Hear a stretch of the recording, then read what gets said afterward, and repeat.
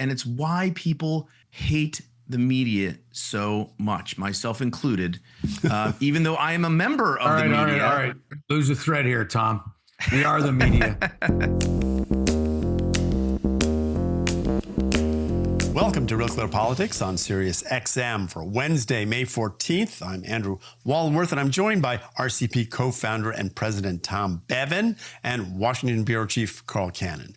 So, gentlemen, Trump's budget bill moved out of the House Ways and Means Committee this morning, Wednesday, in a party line vote after an overnight session where Democrats offered scores of amendments that were all rejected. The bill now goes to the House Budget Committee, where their job is to put together that one big, beautiful bill we keep hearing about. So, Tom, it's a step forward, certainly, but this is not a done deal by any measure. What do you make of the progress so far? Well, it is not a done deal. There are still some divisions within the Republican caucus over, spending and Medicaid and things like that. I think their timeline for this, they had said, listen, Memorial Day is probably too ambitious, and they're talking more like the 4th of July weekend as being when they will probably have this process done. So still a long way to go. But obviously, to the extent that with margins that thin, I mean, every little step forward for Mike Johnson is a win. Yeah, this is a pretty good day for Mike Johnson, I guess. And I guess he'll take the wins when he gets them, right? Well, we keep underestimating this guy. Everybody does in Washington. I don't know why. He's shown.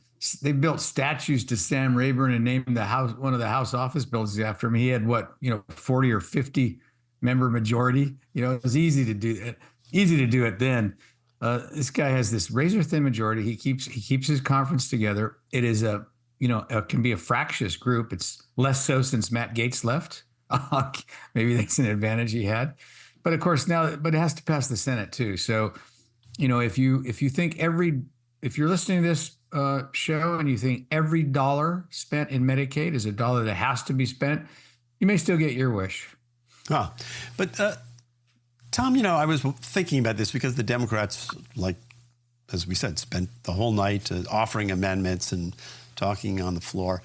But does it matter what the Democrats have to say at this point, especially on the House side? Because as long as they can keep the caucus together, the Republicans have got the votes, and they'll move it through the next committee and on to, I think there's a third committee on Monday, and then it goes to the floor.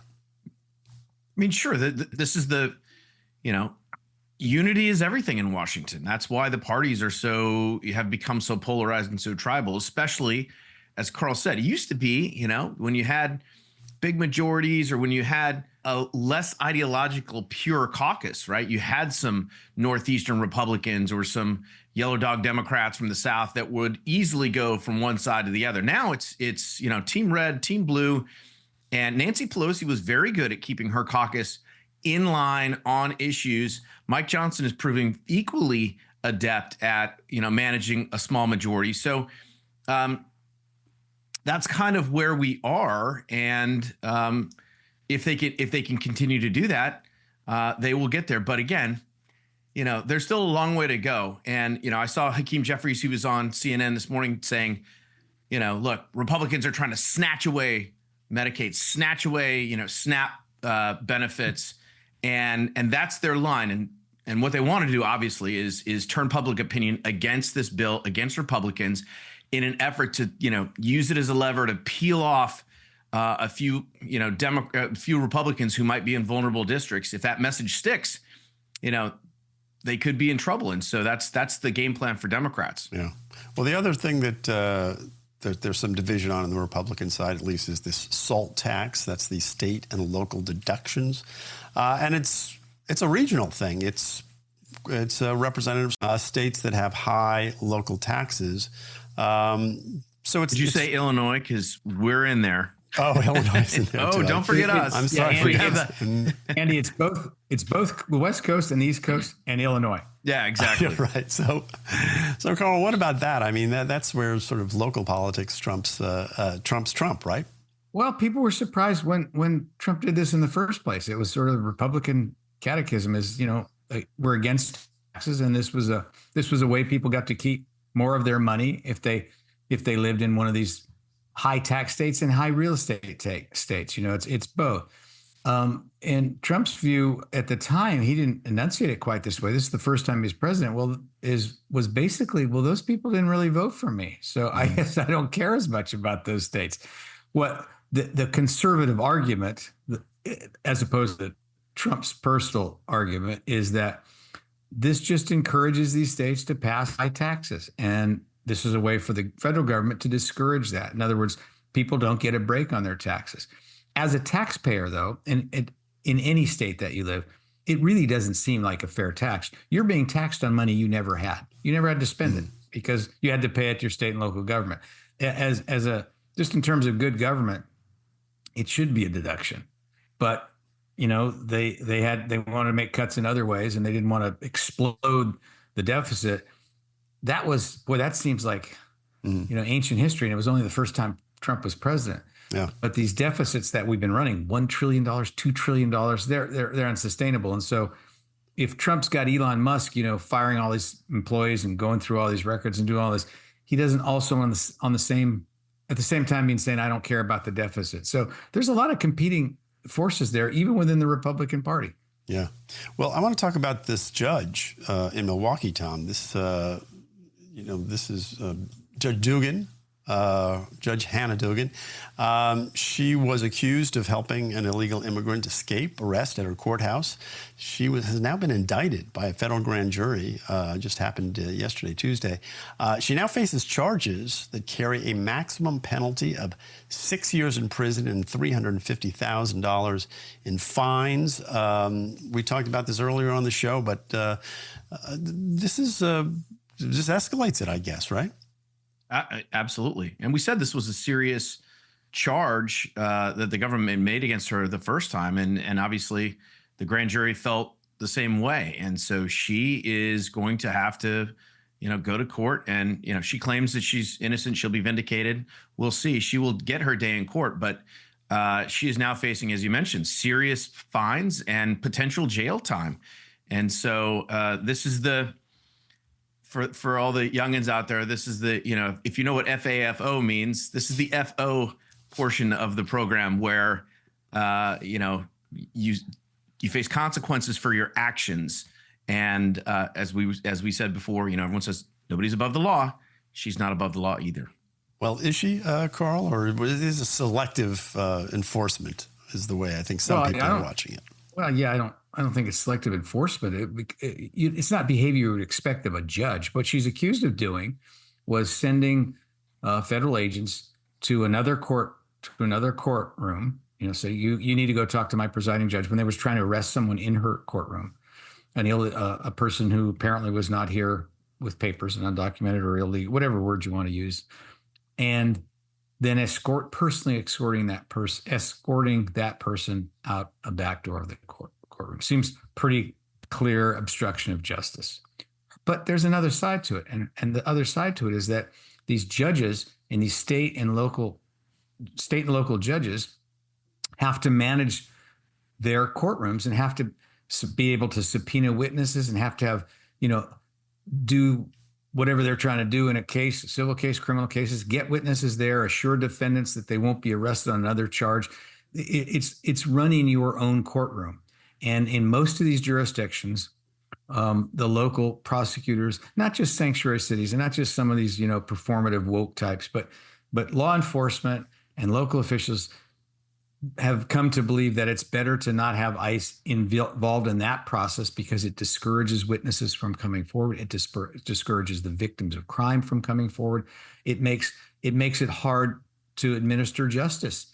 That's going to be her argument, which is that ICE was this was an intrusive thing the federal government was doing. The Trump administration was doing it for political reasons, not really in the furtherance of justice. So there's two sides to this argument. And I guess it'll depend, I don't know how much. What she's saying, or her spokespeople right now are saying that she's innocent. I think you're making a good argument, an argument that should be discussed. But right now, I think what she's saying is she didn't do it, Tom. That is what she's saying. I think Carl makes a good point. However, that does not That's it.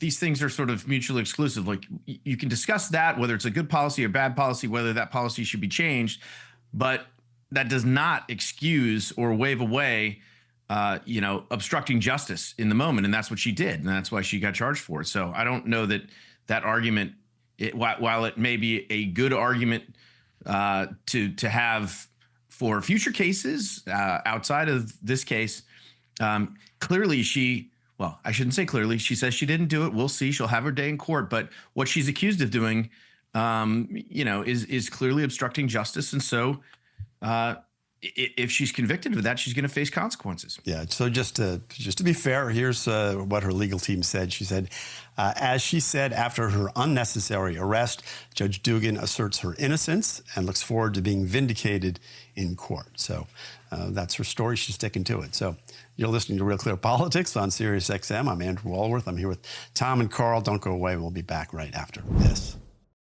Welcome back to Real Clear Politics on Sirius XM. I'm Andrew Walworth. I'm here with Carl and Tom. And guys, fallout continues from that new Biden book by Jake Tapper and Alex Thompson. This from Sean Fleetwood in The Federalist. He says, after covering up Biden's decline, Jake Tapper is trying to gaslight Americans into believing he had nothing to do with the scandal. So, Tom, this is the kind of thing a lot of people are talking about. And this is clip of Tapper. He's interviewing Laura Trump, Donald Trump's daughter-in-law, back in 2020. I think what we see on stage with Joe Biden, Jake, is very clearly a cognitive decline. Okay. That's what I'm referring to. It makes me uncomfortable. You have no stage. That's so amazing. It's so amazing to me that try and figure out an answer. A cognitive decline. Well, when you're trying to tell me that what I was suggesting was I think that you were mocking his stutter. Yeah, I think you were mocking his stutter, and I think you have absolutely no standing to diagnose somebody's cognitive decline. I would think that somebody in the Trump family would be more sensitive to people who do not have medical licenses diagnosing politicians from afar. Plenty of people have diagnosed your father from afar, and I'm sure it offends you, your father-in-law from afar. I'm sure it offends you. You don't have any standing to say. I'm not diagnosing him. What I'm saying, Jake, you just talked about a cognitive decline. So that's, Tom, that's just a clip from 2020. Is Jake Tapper, is it fair to go after Jake Tapper on his coverage? Totally fair. Are you kidding me? He deserves all of the criticism that he's getting because he is, as you saw there, and that's the main clip, but as the Federalist piece that we ran on the front page today, there were 9 different, Sean Fleetwood picks out 9 different instances where Tapper participated in the cover up of Biden's decline and sort of, waved it away. So look, this is quite the spectacle. And we saw it when the book was first announced, but now we're seeing it even more, that it is unseemly, I think, for someone like Jake Tapper to be part of this conspiracy and this cover up, and then turn around and write a book about it and profit from it and suggest that, he wasn't part of the problem or somehow it's the Biden staffers' fault because they lied to the public. I mean, we talked about this yesterday. That does not pass the test. If they were lying, everybody could see it. We knew they were lying. So why did the press turn around and report these lies to the American people? Why did they shield and assist the Biden folks from shielding that information from the public? And Jake Tapper, as you just heard in that clip, but there were others, was part of that. And so it's ridiculous. And it's why people hate the media so much, myself included, even though I am a member of the media. All right. Now you're starting to go off. Lose a thread here, Tom. We are the media. I was not losing the thread. Carl, what do you think? Hate parts of the media, Carl. Here's what I think. I agree with Tom in part. It's the press, the legacy press should do a mea culpa about this and should do a self-examination and should explain to itself and to its readers and viewers why it went wrong and how it went wrong and what happened. I agree with that part of it. I do not agree that it's unseemly for Jake Tapper to be at the vanguard of that. I think he's exactly the right person to do it because for the reasons that Tom said, because he participated in this. We have not seen his book yet, but I saw an interview that he gave today on CNN in which he was asked a sort of softball question by a friendly CNN anchor, the conservatives are going after you, is that fair? And he said, it is fair. He said, I think that's a fair criticism. And he added that that he's approached this process with some humility. My guess is, I haven't seen the manuscript yet. My guess is he will address some of this in the book. And it's going to have to be people like this who are dismissive of this criticism of the previous president, who have got to stand up and be counted and say what they did wrong. Insofar as the Democrats lying about it, well, they lied to the press, and that's part of this. That's part of this cover-up. And I heard Dana Perino on Fox, former White House press secretary, who Tom and I both know and like, and she said, there's 200 sources in this book. They're all anonymous. And they're not anonymous because they think they'll get in trouble with Democrats. They're anonymous because of the same reason that they lie. That you played, Andy, and that Tom's talking about, because people will juxtapose what they told Jake Tapper on background with what they said publicly, and that they weren't telling the truth then. And so look, there's a lot more on this. This is a story. I said this yesterday. It's a big story. It's not one book. This is not one day story. If you had a political party that for 5 years before Joe Biden was even elected president knew of these problems and covered them up, well, that's a pretty big scandal. It's about as big as it gets. Yeah. Alex Thompson, just we should point out, he's the co-author of the book, and his reporting, I think, was more fair. I'll put it that way. And anyway. Right. So a little credit where credit is due. Can I just say, though, I mean, honestly. What, do you have to get in the last word? I'm trying to bail you out. I do, Carl. I do, because, look. Trying to make Tom, we're going to talk about the press in the next segment. If a conservative, a Republican, had written this book, Jake Tapper would probably not have him on the program. And if he did have him on the program, would pepper him with questions. I mean, I don't buy this last minute conversion and, suddenly I'm approaching it with humility. We're going to see this movie again and again and again. And, well, maybe, Tom. If you want to give Jake Tapper the benefit of the doubt and say, you know what, he's totally reformed and now he's been humbled and he's going to report honestly from this moment forward, you have the right to do that, Carl. I'm not going to do that. I'm going to be skeptical of him because he deserves skepticism and criticism for the way he's conducted himself during this entire affair, and even before that with all of the Russia stuff. I mean, there's Hey, could you remind Tom, because he was a little kid when it happened, that it was Richard Nixon who went to China? Sometimes that's how it has to work. Okay. I want to talk about, Tom, you'll be happy. We're going to keep talking about the press because you ran a piece on the front page of RCP today. I commend it to people. It's by New York Times publisher A.G. Sulzberger. It's an essay on the importance of a free and independent press, which he says is, quote, under direct attack. So, Tom, why'd you put it on the front page? And I read through it. I have my thoughts, but I'd love to hear yours. Well, I mean, I put it on the front page because he's the publisher of the New York Times. He's an important figure in our media landscape. And I also, look, my opinion of this piece is it's a hypocritical display on behalf of the New York Times. And I posted about this on X earlier. I mean, the idea, and everybody's lauding this piece. Oh my gosh, you've got to read this piece by Sulzberger. He's, free and independent press. It's so important to our democracy. And I pointed out that, forgive me for not joining in, because his very publication has repeatedly smeared and attacked independent media organizations, especially ours, RealClearPolitics. Twice they've done this. They did it in 2020. Jeremy Peters wrote just an atrocious hit job on us, which Carl Cannon, and I posted all this stuff on X. So if you're listening to this, go to @TomBevanRCP and you'll find it there. I urge you to read Carl's rebuttal. It was, 3.5 years too late, Carl. But I took a while with that story. But it was a great rebuttal, and it lays out exactly why the Times piece was so grossly unfair.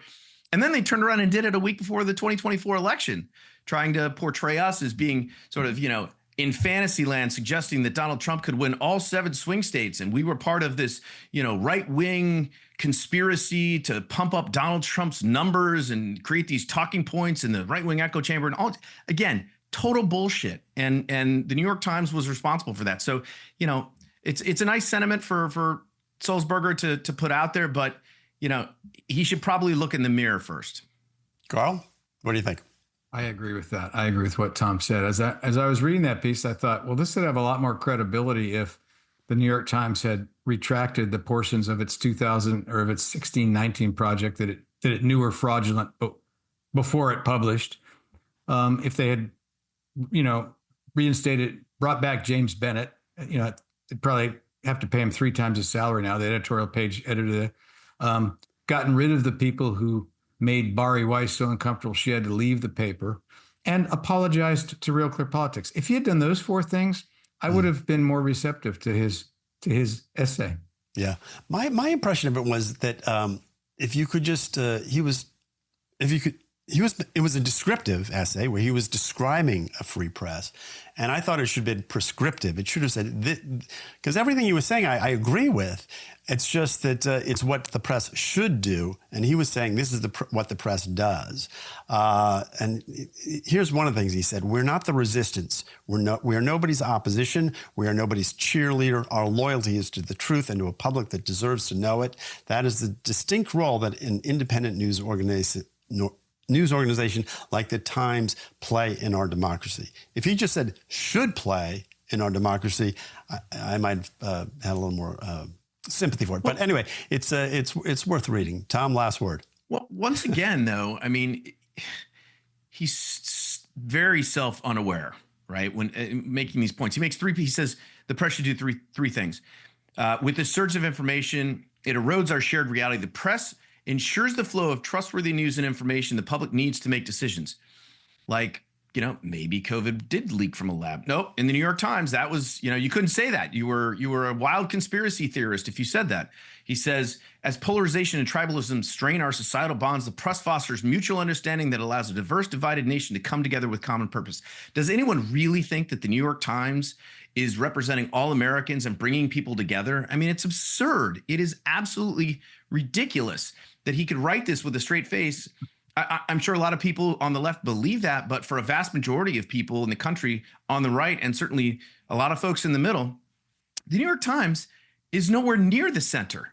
It doesn't represent the center hardly at all. And so I just found the whole thing to be a little bit rich for my taste. All right. Well, we're going to leave it there. Well, I'll say one more thing, just because you did have this line: in a country with too many pundits and too few reporters, it's not a coincidence that trust in the media has plummeted. I thought that was a cheap shot. I think we need more. I think punditry is fine. Seeing we do a little bit of that from time to time on this show. You're listening to Real Clear Politics. I'm Andrew Walworth. I'm here with Tom Bevan and Carl Cannon. We'll be right back after this. Welcome back to Real Clear Politics on Sirius XM. I'm here with Carl and Tom. And Carl, Homeland Security Secretary Kristi Noem on yesterday, said 3 Democratic lawmakers from New Jersey committed, quote, felonies while visiting an ICE facility in New Jersey last Friday. Representative Buddy Carter, who's a Republican from Georgia, has introduced a resolution to strip them of their committee assignments. What do you make of this move against these 3 New Jersey Democrats? Well, the footage of it wasn't a good look. This one congresswoman is, seen throwing her body into these, federal officers like some sort of sumo wrestler move, and they're shouting and screaming at them. I commented Monday, while their airport's a mess, there's other things they could be doing. But it's a form of civil disobedience. And I do not, to me, the idea that you'd strip them of their committee assignments or charge them with crimes escalates it in a way that it doesn't need to be escalated. And then Hakeem Jeffries, the Democratic leader in the House, and Alexandria Ocasio-Cortez issued these veiled threats. Well, they better not cross this line. We're going to do something, but they didn't say what they're going to do. I imagine they'll figure out a way to escalate it. And what you'd like is for members of Congress to act like adults every once in a while you see these clips of, Parliament, Korea, people karate chopping each other, kicking each other, or in some third world country, fist fights breaking out all over the floor of the. I guess that's where we're headed, but I'd like cooler heads to prevail. I don't think the Republicans necessarily need to escalate this any further. Yeah, well, we're not quite there yet, Tom, but it's Bonnie Watson Coleman, Robert Menendez Jr., LaMonica MacGyver. Those were the three representatives, all Democrats. But the mayor of Newark was there as well, and he was arrested on site for trespassing. Yeah, a little bit of a scuffle and as Carl points out, there are other issues facing Newark right now. Is this the right issue for them to be focused on? Well, I definitely think, and I saw AOC's video that she released where she was just, this is part of congressional oversight. It's their constitutional duty, and it's DHS that's breaking the law here. And so, I don't know what the threat is, Carl. Maybe they're going to try and arrest Kristi Noem or something. We'll see. But the mayor's in a different category, right? And so he was arrested. And look, is it the right issue for them? I agree with Carl. I think it wasn't a great look for them. It was very, I don't know, insurrection-y maybe, and so it's like, but do you need to turn them into martyrs by stripping them of their committee assignments where they can then turn around and say, see, the mean Republicans are, abusing their power. Just let the incident stand on its own. People can watch the video, they can see. And I think that should be enough for Republicans. There is no need to turn these folks into martyrs, which is what they want, by the way, which is, they want this as an issue. They want to escalate this and make the administration, cast them in a bad light for their entire deportation strategy. Well, Ross Braca, I think I have his name right. He is the Newark mayor who was arrested. He wants to be governor, Carl, and he's in this 6-way race for the Democratic nomination right now. And the local press is saying this is upped his chances because it's pretty tight. He's not leading in the polls right now, but he's right behind. And this has put him, in the national spotlight. Well, but he doesn't need to be in the national spotlight. What he needs to do is beat 5 other Democrats in a very Democratic state. Right. And in a 6-way race, you could win it with 25%. Yeah. 25%. Comfortably. And I think he's banking on the idea that 25% of the Democratic electorate in New Jersey in an off-year election are progressives. I think that's probably a pretty good bet. Doesn't necessarily make him a good general election candidate, but I think the Democrats think things are going their way in these midterm elections and in the run up to the midterm elections. I know you guys didn't want to talk about it, but a Democrat won the mayor of Omaha yesterday, ousted a popular 3-term bellwether, the mayorship of Omaha. Yeah, as Omaha goes, so goes. Tom's going to say Omaha is a blue dot in a red sea, maybe, but this was a popular Republican mayor, and they were running, and the campaign was unfolding the way it normally does, over who's fixing potholes and what the tax base ought to be. When the Democrat, who's African-American, first African-American mayor in Omaha, so congratulations to him. The Democrats started talking about Donald Trump and tying her to Trump. She has nothing to do with Trump, but she did endorse Trump. And so they lost that race. So going back to New Jersey, I think the Democrats think, the voters may be going to issue a corrective in this year's elections and in next year's midterms. And I think that's partly what this is about in New Jersey as well. Huh. Well, we've got a final topic, and Carl, congratulations for sneaking that story in, because we have morning meetings where we talk about what we want to talk about, and I vetoed it like 3 times. Yeah, right. We're not talking about the mayor of Omaha. Are you kidding me? Nobody cares about that. You got to get up early in the morning to silence. Nobody puts dude in a corner. All right. Well, nobody puts dude in a corner. Love it. All right. So one thing we did want to talk about is Pete Rose and Shoeless Joe Jackson. More than a dozen other players are now eligible to be put back in the baseball's Hall of Fame. Carl, is this a good day for baseball, or is it just one more example of our crumbling norms when it comes to it's a good day what we for expect Donald, from public figures? It's a good day for Donald Trump. He recommended this to the baseball commissioner, who took him off this list that he was on that now makes him eligible for the Hall of Fame. But the commissioner can't put him in the Hall of Fame. That requires a vote of the sports writers. And I'd be curious if Pete Rose gets in. There are other, he gambled on games. He gambled on games where he was managing. He said he never bet against his team. Nobody quite believes that, but he was a very competitive guy. So even if you give him that, he was betting on baseball. This was at a time when sports betting was illegal in this country everywhere except Nevada. And it was the original sin. It's what you mentioned, Shoeless Joe Jackson. It's what Joe Jackson did in the Black Sox, who threw the 1919 World Series to gamblers. And from that day, there was a direct line from that guy to Rose. But there was some evidence Ty Cobb bet on games. He's in the Hall of Fame. These things aren't as pure the more you look into them as they seem. But there are other issues. Rose has more hits than anybody ever played Major League Baseball. He should be in the Hall of Fame on that basis. But character is an issue they look at. He was long after he was out of the game, a woman came forward and said, alleged statute that Pete Rose had relations with her when she was underage. There are other factors. And if I could make a bet, if you don't mind me venturing into those waters, my guess is that Joe Jackson might get in the Hall of Fame before Pete Rose. Well, Tom, my understanding is Joe Jackson, Shoeless Joe Jackson, maintained his innocence throughout. So there was that. That is what Kevin Costner told me in Field of Dreams, that he had nothing to do with that. And so I believe it. Well, actually, guys, he took the money and then, and then played his heart out. So it was a little more subtle than that. Yeah. Although I have to say, I sent this to Carl, the Babylon Bee, proving that they are not just about politics.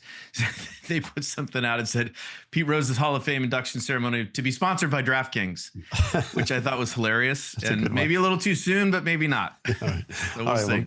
Well, guys, we're going to leave it there. You're listening to Real Clear Politics on Sirius XM. I'm Andrew Walworth. I'm here with Tom and Carl, but don't go away. Tom will be back, and he's going to talk to Phil Wegmann about the Trump trip, which we totally ignored in today's broadcast. But if you stick around, you'll hear about it. Welcome back to Real Clear Politics on Sirius XM. I'm Tom Bevan, co-founder and president of RCP, joined now by Phil Wegmann. He is our White House reporter at Real Clear Politics. Mr. Wegmann, how are you? Doing well. Good. So let's talk about Trump's big Middle East trip. He arrived earlier today in Qatar, in Doha, and promptly announced more deals. Qatar's going to buy anywhere. I read 160, maybe 200 Boeing jets. It's the largest order in the history of Boeing. And he just finished up a session in Saudi Arabia where he also announced a bunch of other deals. But he made a stop. Well, actually, he took a visitor before he left Riyadh. And that was the new president of Syria. And I want to talk about that for a minute. How did this meeting come to pass, Phil? Why did it happen? Why did Trump do this? Because this is obviously a person who was on a U.S. terror watch list not too long ago and was a jihadist. He's taken his different name, but this is not necessarily a pro-American individual.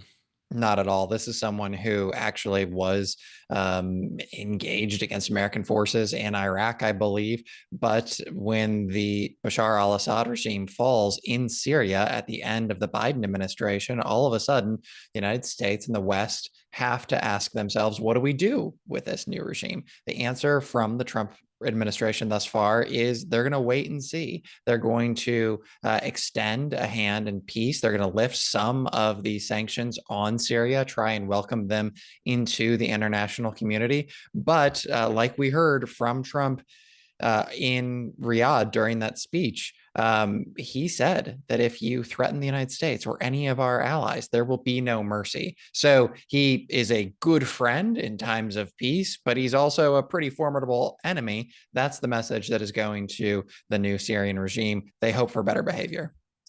You know, Phil, Trump's touting all these deals, and that's great. But the speech he gave in Saudi Arabia, I thought was remarkable. When he talked about, that the nation builders had wrecked more nations than they had helped build, and the neocon interventionists, he sort of upbraided them and also said, look, you all have done it your way. You've created this miracle based on Arab values.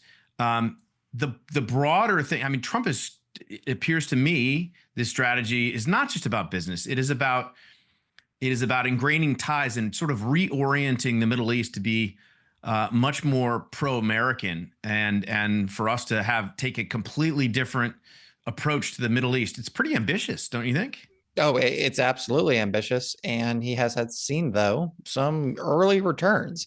The line that stuck out the most from me in that speech in Saudi Arabia is he said something about the gleaming skyscrapers of Doha and Riyadh, and contrasted them with the attempts to bring democracy to Baghdad and Kandahar. And his entire speech, more or less, the substance of it was a repudiation of neoconservatism, of an attempt to nation build. And he was not just getting his licks in and, putting down enemies stateside. He was advertising that there's a new way of doing business with the United States, at least for the next 3.5 years, which is he wants to do business. He doesn't want to be in the business of nation building, of trying to prop up democracies. And, the criticism there is that he's looked past some of the unsavory things that these regimes have done. But overall, in the aggregate, Trump's argument is that he wants to see peace. His line from the first administration was that he didn't want to play in the blood-soaked sand. He would much rather, in this administration, have U.S. companies do business there. But I mean, you point out, obviously, MBS, the head of Saudi Arabia, was connected to the Jamal Khashoggi murder, and the critics will say, look, he's appeasing, if he takes the plane, maybe he does, but whatever, he's trying to deepen ties with Qatar, who, folks will say, they fund terror. So is this critics will say, look, he's looking past human rights abuses, violations, all of those things, and he's cozying up to terrorists. And I wonder, I guess there's some truth to that, but Trump is looking at this region in a completely different and new way. And I guess the end result could be, and I think, you tell me if the administration sees it this way, or maybe they're thinking about it differently, is that, we have seen, while there have been some warts and some bumps, you've also seen the modernization of Saudi Arabia and women's rights and the like, and that in the end is a much more sort of peaceful, prosperous Middle East than us going in there and trying to tell them how to run their show. Yeah, two things immediately stick out to me. I forget which interview it was in the run-up to the 2016 election, but someone was pressing Donald Trump on his sort of RealPolitics, talking about how he would deal with Russia as easily as he would deal with some friendly European power. And Trump's response was, "You think the United States has clean hands on the world stage?" It's not a direct quote, but Trump has expressed that sentiment previously from that point onward. And he seems much more pragmatic. And then the other thing that sticks out in response to your question is something that Elon Musk said. He was talking about Silicon Valley, very different, but he said that there are a lot of people on the coasts who are wrapped up in trying to appear good rather than being good. And I think that what you could argue, love him or hate him, is the current approach to the Middle East is one where Trump is saying, look, in the whole, what is going to lead to the most peace? Maybe I don't say the right thing that's going to be heralded at, think tanks in Washington, D.C. or in the academies, but if it leads to a better status quo, I'm going to do that. That said, I mean, he's going to get all tied up in knots over this Qatar issue, not just with the new Air Force One plane, but there's a logical incoherence here where he's extending an olive branch to Qatar as they, send a lot of dollars stateside. But this is an administration which has really cracked down on anti-Semitism on campus. I think Qatar also, since September 11th, they've sent more than $6.5 billion to university campuses, and critics say that money leads to all sorts of anti-Israeli groups on campus. So there's pragmatism, and then sometimes in the details, it still is confusing. Let's talk about the plane, because Trump has received a lot of blowback, obviously from the left, but also from the right. Laura Loomer, Mark Levin, Michael Goodwin, who writes for the New York Post, had a story about it today, saying this is the kind of reckless decision that could ruin his presidency. What do you make of that? it looks like Trump just doubled down on this. Although I did also see that Qatar says it's under review, so maybe it's not going to happen. I don't know. But how big of a deal is this for Trump on the right? And is it something that would potentially ruin his presidency? I don't know if it would ruin his presidency. I'll leave that judgment to others, but this is pretty significant. This is not just a plane when you consider that back in 2017, Donald Trump sided with Saudi Arabia against Qatar, and he was arguing that they were a funder of terrorism because of their backing of the Muslim Brotherhood and their closeness to Iran. Obviously, Qatar has taken some steps in the interim to rectify that persona that they have, one of them being hiring Pam Bondi previously before she was Attorney General as a bit of a spokesperson there. There's also their efforts to attract a lot of good global attention through their sponsorship of FIFA. But in this case, you have Trump, who clearly saw Qatar as, maybe not an enemy, but not a friendly nation when he was in office first time around. Now things have changed. And what has changed really in terms of the policy? They've been effective intermediaries in the war in Gaza and trying to bring back some of those hostages. But I think that, here in this country, there are a lot of people who are saying, specifically, friends of Israel, who are saying, Qatar, that they are not a friend, they are an enemy. What are you doing, Donald Trump? But underscoring all of this is the fact that Boeing just can't make planes on time. I grew up in Seattle. I had a bunch of family members who worked for Boeing. I love that company. It's a great American company, but they have really fumbled the ball over the last few years. And oh my God, it's been terrible. It's been absolutely terrible. Okay, just a couple minutes left, Phil, and let's talk about this trip, sort of writ large for the administration, for Trump. He's going to come home with a bunch of deals. He's already, politicized those, publicized those. Is this? Do you think this trip is going to help boost his standing at home, or is it still? Look, it's kind of like, oh, great, whatever. That's over there. I'm still worried about, the price of eggs and the price of gas and inflation. Or is he going to come home and be sort of will it give a boost to his approval ratings, I guess? This is an executive doing executive authority things. Foreign policy falls within his wheelhouse, and he is exercising his powers appropriately. Certainly, we can criticize them if we'd like, but this is more in the lane of what we expect presidents to do than some of the attempts to expand executive authority that we saw during the first 100 days. Does this change his approval rating? I'm not certain if it does in the end. Certainly Donald Trump, he enjoys this kind of thing. He likes the pomp and circumstance, and he likes working one-on-one with the leaders of other nations because he feels like that's when he can actually get things done. He can actually, negotiate. I'm waiting to see if, in fact, as the president floated, he changes the itinerary and ends up in Turkey during these talks between Putin and Zelensky.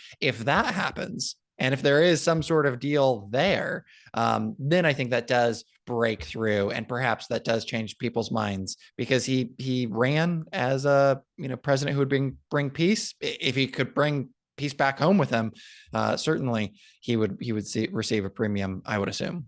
Yeah, I agree with that. All right, we're going to leave it there. Phil Wegmann, White House reporter for RealClearPolitics. Phil, thanks for your time. Appreciate it. Thank you, sir. All right, that's going to do it for us. On behalf of Andy and Carl, I'm Tom Bevan, co-founder and president of RCP. You've been listening to Real Clear Politics on SiriusXM. Everybody have a great night. We'll see you back here tomorrow.